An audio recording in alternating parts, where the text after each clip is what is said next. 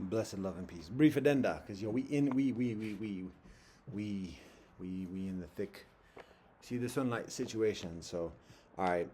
Just a few additional addenda. Talking about that aggression, the hostilities, as we are experiencing it recently, uh, continually. I mean, it's just the nature of again civilization. Um, but it's helpful to be further detailed about and specific about what we're talking about in terms of aggressions, people being left high and dry, and additionally. So, as like a preface, we can communicate like on our side, and we're talking about Aswana Ashram and the ilk around us, kinfolk around us, the holy kinfolk around us, from different walks. And additionally, we may be perceived as stragglers. People are on the verge, on the margins, or whatever else. The Tony Welch, the gangster from Jamaica, friends of Robert Nesta Marley, amidst the challenges of the PNP and JLP back in Jamaica 50 years ago. Talking to Bob Marley about like Bob Marley had to pick a side, otherwise he could be hurt, left in the middle, unconnected, or otherwise unaligned, unallegianced, and otherwise unallied, can be perceived as a vulnerable target, and him being warned before the gun situation at Hope Road. So that's the basic thing on the streets, and is the basic thing in national, global politics, and additionally, now there are kinfolk like Sweden, Switzerland. Sweden has the during World War II of having armed, was it armed neutrality or whatever? Like we not in it, but if you come at us, yo, we coming back, type of situation. That's atypical, particularly in the hegemony, the political hegemony of globalization today. There's the aligned and the non-aligned. So the being in the margin of not picking a side can be perceived as one, an easy target, and two, a potential adversary. And so that's how we may be perceived in our interfaith, jack of all traditions, master of none kind of situation. However, again, the same principles apply in terms of being knowledgeable, about being modest, and further, and about being known for that. Ain't no guarantees, but that's what it is. Now, one of the things that what we also observe is that it seems as though our fold has transcended beyond like the downpression of the official downpression of the government. So, and rather than being antagonized by police directly, rather than even being pink slipped at the moment, it seems as though we've gone through a threshold of like perhaps acknowledgement status or whatever else. As I mentioned, we've got a seat at the world table. That's literal. That's serious. It's a very modest seat. But because of that, it seems as though the United States is precluded, it seems, from doing something explicitly to us because we're part of the world. Ooh, we got another big bee right here. Yo, these bees get big at the late autumn. Would you like to be sociable? Would you like to show yourself, or would you rather just leave? Oh, you're not feeling very sociable. Okay, that's understandable. Anyway, all right, yeah, we gotta go. So, anyways, we got the seat at the table. The world is on it. Now, that doesn't mean like the world ain't necessarily this benevolent kind of like angelic thing or whatever, but it does keep tabs, and it does there's accountability. And so because of that, it seems as though the United States as an official entity is comparatively precluded from committing a lot of the atrocities, literal atrocities, that are committed precedingly, before 2 years ago, for the past 20 years up to 2 years ago, since Denmark.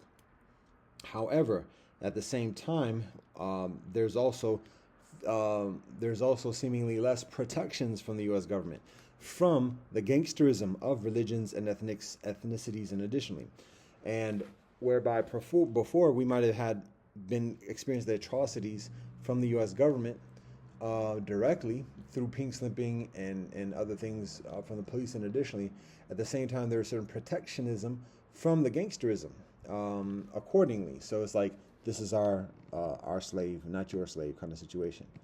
This bee is being still, and right here, you be what you be. So because there's seemingly a status change in the domestic situation here on this continent, then we are increasingly, it seems, availed to the antagonisms, the hostilities of the gangsterisms of religions and ethnicities. So it is what it is. So again, we continue doing what we do the best of our ability. Now, what that translates into is the sukkah, as I'm looking at right now, still all smashed up. That type of tactics, it translates to being antagonized on the streets, kinfolk charging at us, running up on us, trying us in a lot of different ways, whether it's brethren talking loud on the phone, saying all types of nasty stuff, whether it's about sex and doing things to women, loud as what, and intentional as it was a way of provoking, whether it's being violent and just yelling and pretending to be on the phone, but actually yelling at oneself or at whoever's in the vicinity. All different types of things with all different types of reasons, with all different types of intentionalities. So, and again, it's a number of different type of groups, and it's groups who are employed by groups. So it's a matter of being mindful of that. Now, that's street tactics. We're also talking about moving in on personal circumstances in terms of residences, in terms of resources, in terms of relations, in terms of diplomatic ties and affiliations, in terms of programs and initiatives, and usurping works, and additionally. And so, come on, yeah? All right. It's like I gotta pick and choose. I can't like be multitasking because the bee can feel the vibration if I'm not paying attention to the bee full-heartedly. The bee's like, yo, what you doing? What you coming at me with this?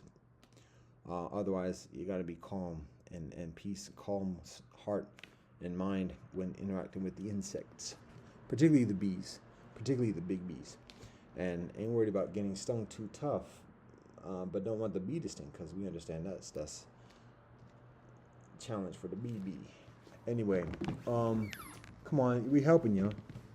There it is. Look at that. Oh, there it is. Oh, freedom, release, liberation of movement. Anyway, so all right, so that's what we're talking about. Those type of antagonisms, and a lot of that is causing stress, and that's the purpose of it, to cause stress and late night antagonisms, kinfolk walking up and down, blasting music, talking loud, intentionally. They're not talking about nutting. It's intentionally to get under the skin, and additionally, again, cause stress, cause anxiety. Some of it is very obvious, like it's like intentional, and like that somebody's putting people up to it.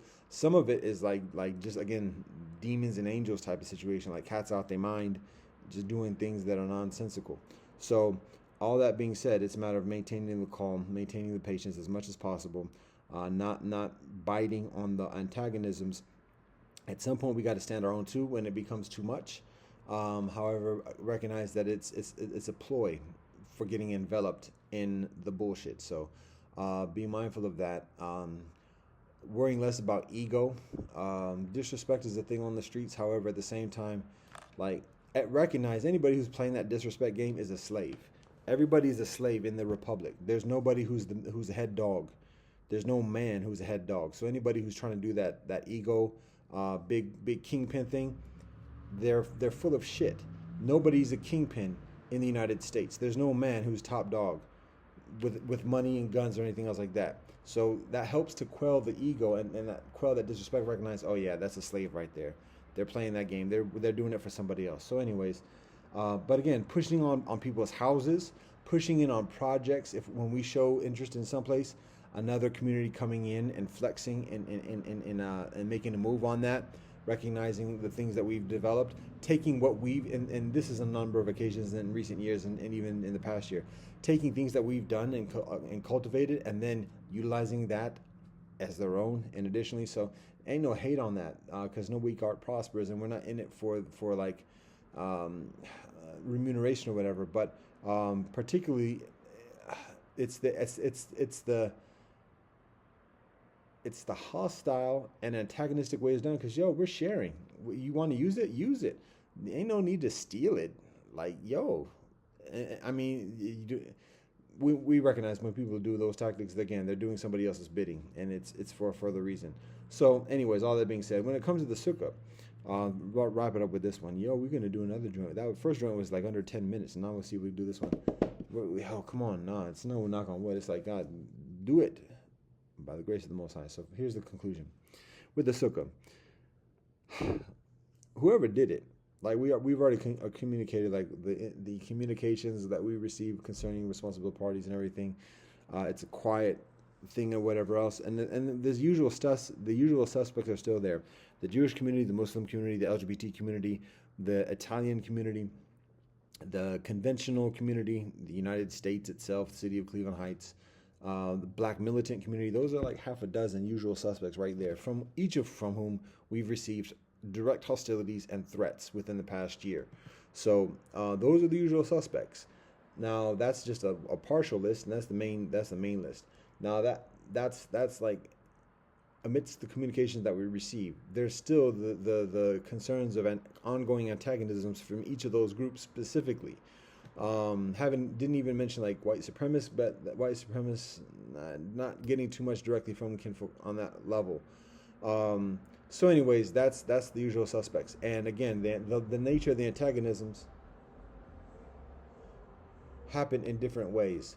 So with regards to things like that happen right in front of our face, that we have on record, the question is posed about like what do we want in terms of justice, and what do we want, first of all, ain't nobody talking about it, so nobody gives a fuck. Seriously, I mean, we give a fuck, we care, but ain't nobody like saying, yo, what happened, yo, we should do something. Ain't nobody saying nothing, which in and of itself is saying a lot. It's saying a huge amount. Even kinfolk in our close circles are not saying anything about this, which is saying a whole lot. And that's not indemnification, or that's not indictment. That's what I was looking for before. That's not indictment on our near kinfolk. That's an indictment on conditions, about like it's so stress is so hectic or whatever. Cats don't even talk about the blatant shit that's going right in front of the door. And kinfolk can talk about hyper melodramatic. Motherfuckers is running up on tree lawns and smashing tents. That's not melodrama. That's not melodrama. So, what do we want in terms of justice or whatever else? It's not even careless about that. Well, first of all, we say is just why. Ain't nobody on this earth have any legitimate reason to have beef with us. That's legit. Nobody.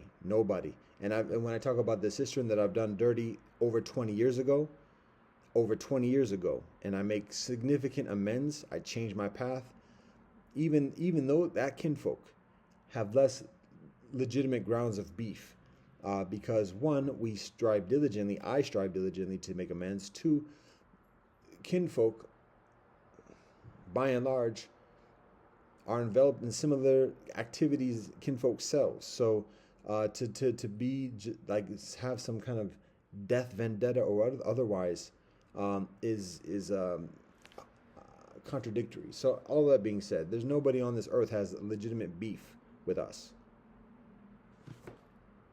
God knows best, but that's what we're communicating. We're not perfect. We're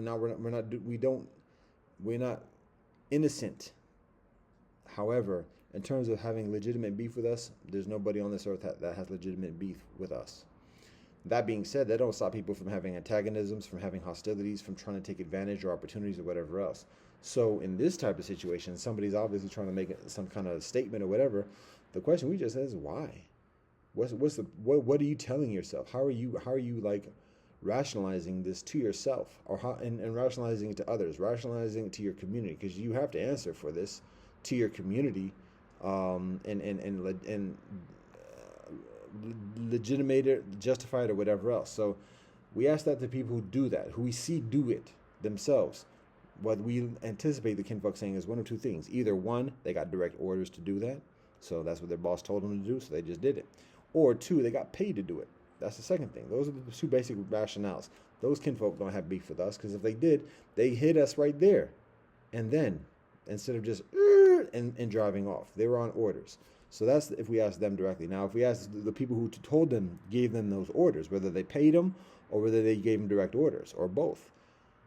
If we ask that next level of management or whatever, what they say they were on orders, because they're not making their decisions themselves. Where whoever it was, all those usual suspects, they're not making the decisions themselves. They were on orders. So when we get to that level of the officers, the captains, or whatever else, Why? What's the reason? Why can't you just talk to us? What's your reason for this? You don't like us? We said something?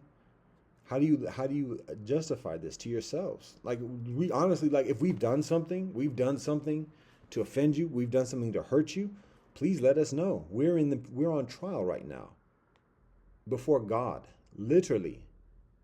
No cap. We're on trial right now before God to make atonement for everything we've done in this past year. So if there's something I've done, that you need that we need to know about to make amends, to make apologies if need be, or otherwise, please tell us. Don't be smashing. I mean, you can smash up all you want, but I mean, if you got a legitimate beef with us, if we've done something to hurt you or somebody you love or anybody, please let us know. Tell us so that we can atone and repent. Please tell us. Otherwise, how do you rationalize this? What's the reason? When Cass is chopping up the mouth and yelling and being ignorant, why? What's your beef? What do we do? What do we say? We say a lot of things. We say a lot of harsh things. Have we lied? Have we blasphemed? Please tell us. Let us know. If you believe in anything, please let us know what we've done to warrant this type of action against ourselves. That's honest. That's no cap. Please let us know. So that's pretty much it. Now, if we're gonna have some kind of like court of justice or whatever, and it's deemed like Cass is just tripping or whatever else, okay, fine. Now, we don't want money. We don't. If anything, like, it's in disrepair right now. Probably he's gonna need some repair parts or whatever. That probably cost money, or maybe barter or something else like that. But yo, if there is no legitimate reason, and it's just you tripping or making a statement or whatever else, yo, it's beneficial to like account for the damages and otherwise. Other than that, I mean, yo, it's in God's hands. So we give all thanks and praise to the Most High Elohim, and blessed love and peace of Rastafari. Juma Mubarak, Shabbat Shalom, Jayom.